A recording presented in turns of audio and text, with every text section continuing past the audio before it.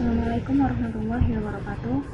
Saya Riza Arista dari kelompok 7 ingin mempresentasikan bab 7 yaitu tentang time and coordination. Yang pertama kita akan membahas logical clock dan synchronization, di mana waktu merupakan hal yang penting dalam sistem terdistribusi karena beberapa hal. Pertama, waktu. Waktu adalah kesatuan yang akurasi. Untuk mengetahui kapan suatu peristiwa terjadi, dibutuhkan sinkronisasi clock pada sistem dan di luar sistem. Sebagai contoh, transaksi e-commerce terjadi di komputer pengguna dan komputer bank. Kejadian tersebut haruslah dicatat waktunya secara akurat untuk keperluan audit atau perusahaan tersebut. Kedua, algoritma mengenai sinkronisasi clock memiliki beberapa masalah, antara lain mempertahankan konsistensi data yang didistribusikan. Jadi, data itu harus berupa data-data asli. Kemudian, autentikasi request yang dikirim ke server dan menghapus proses yang terduplikasi. Kedua, kita akan membahas clock, di mana clock merupakan setiap komputer pasti memiliki sebuah clock fisik, di mana clock merupakan alat elektronik yang menghitung osilasi atau getaran yang terjadi pada kristal pada frekuensi tertentu dan menyimpannya dalam counter register. Sistem operasi membaca clock fisik tersebut dan menerjemahkannya ke software clock. Clock skew and clock drift, di mana clock ini memiliki tiap-tiap komputer tidak selalu sama. Perbedaan antara pembaca dua clock komputer berbeda disebut skew, sedangkan perbedaan clock rate disebut clock drift.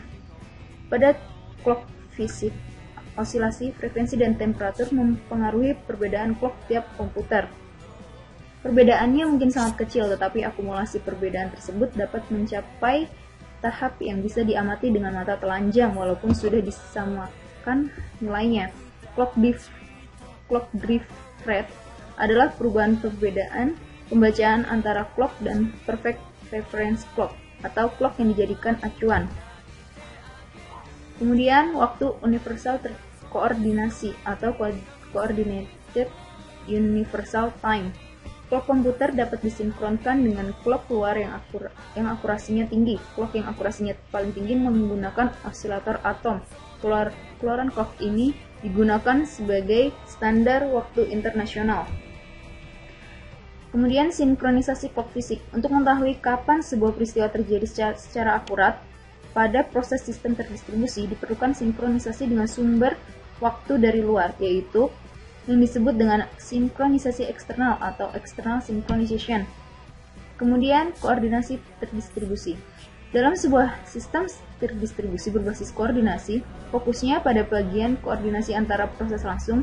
Jika ada lebih dari satu proses yang siap running, maka sistem operasi akan menentukan salah satu proses untuk running terlebih dahulu.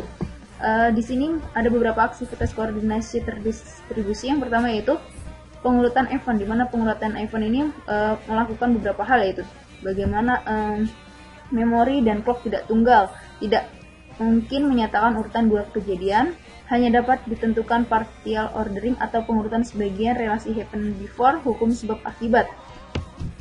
Dan yang kedua yaitu mutual exclusion. Ada pula pendekatan tersentralisasi. Salah satu proses dipilih sebagai koordinasi untuk mengatur entry ke CS. Dan yang kedua, pendekatan terdistribusi penuh atau full distributed. Dan yang ketiga, pendekatan token passing. Hanya proses yang memiliki token saat itu yang dapat masuk ke CS.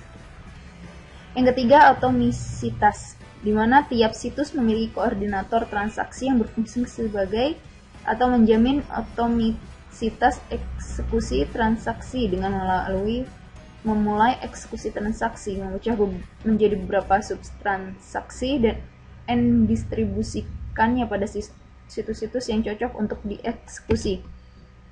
Keempat, concurrency control, di mana dia menyimpan log untuk tujuan recovery. Kelima, penanganan dead clock atau pencegahan. Faktor-faktornya penyebab dead clock yang harus dicegah untuk terjadi. Di sini ada 4 faktor yang harus dipenuhi untuk terjadi dead clock, yaitu mutual exclusion, pemakaian resource, hold and wait, cara menggunakan resource, no preemption resource atau otoritas hak, circular wait, kondisi saling menunggu. Jika salah satu bisa dicegah, maka deadlock pasti tidak akan terjadi.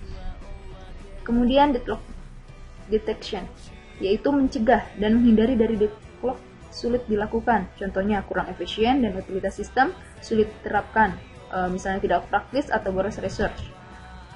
Dan keenam, algoritma pemilihan, di mana algoritma ini merupakan algoritma Boole yang dimana algoritma ini mengizinkan proses mengalami crash pada saat terjadinya pemulihan selection, meskipun pengiriman pesan antar proses adalah reliable.